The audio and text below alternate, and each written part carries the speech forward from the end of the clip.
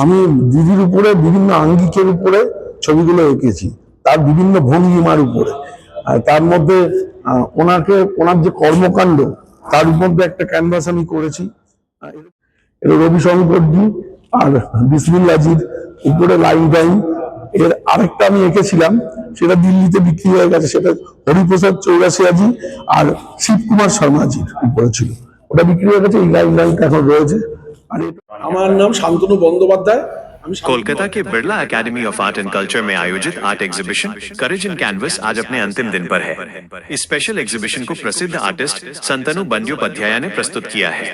20 दिसंबर को करीब शाम के 4 बजे .tv टीम ने एग्जीबिशन वेन्यू का दौरा किया और इस इवेंट को कवर किया।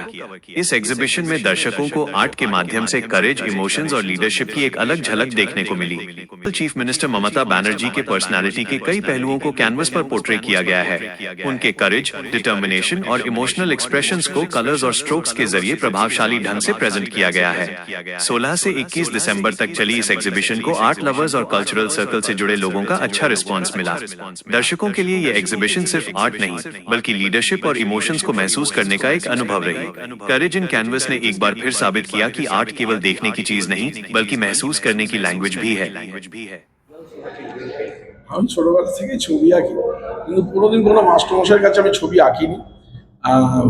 আমি নিজে স্বশিক্ষিত শিল্পী আর কি।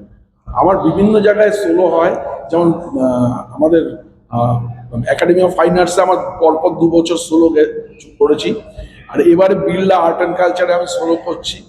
আর আমার আইসিসিআরে আমার গ্রুপ এক্সিবিশন হয়েছে, আইফ্যাক্সে দিল্লিতে আমার গ্রুপ এক্সিবিশন হয়েছে।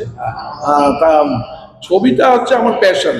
হ্যাঁ, আমি যদিও আমার মানে প্রফেশন হচ্ছে অ্যাস্ট্রোলজি। হ্যাঁ, শান্তনু বন্দ্যোপাধ্যায়ের নাম ইউটিউবে আপনারা দেখতে পাবেন। ইউটিউবে আমার চ্যানেল আছে, নিজস্ব চ্যানেল, প্রায় 6 লাখের মতো সাবস্ক্রাইবার।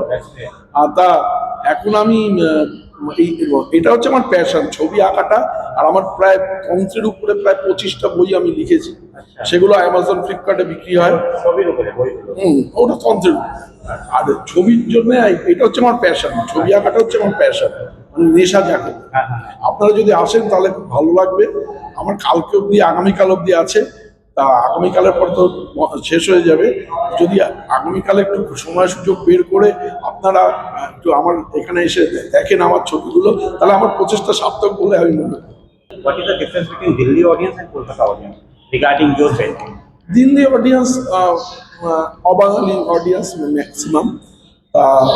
দিল্লিতে একটা আমার যতদূর মনে হয়েছে যে দিল্লিতে সবাই খুব চুজি, মানে আসলো, একটু দেখলো, চলে গেল, বা ভালো লাগলে হয়তো কিনে নিল ছবি। কিন্তু কলকাতার ব্যাপারটা, যেমন একাডেমি অফ ফাইন আর্টসে মারাত্মক ধরনের উন্মাদন।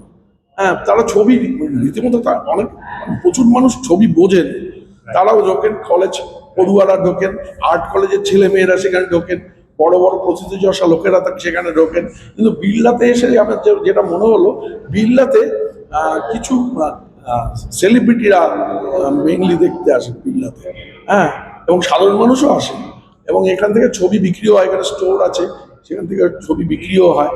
তা যদি সবাই আসেন তাহলে আমার এই প্রচেষ্টাকে আমি সার্থক বলে মনে করবো। দিদির উপরে আমি লাইন ড্রয়িং করেছি, এসে দেখবেন, তাহলে ভালো লাগবে আর কি। আমার দিল্লিতে 3.5 লাখ টাকা দামে বিক্রি হয়েছে। ওটা হচ্ছে হরিপ্রসাদ চৌরাসিয়াজি এবং শিবকুমার শর্মা। না, ওটা চারকোলে পুরো, আর ব্যাকগ্রাউন্ডটা লাল, যেমন আমাদের এখানে রয়েছে।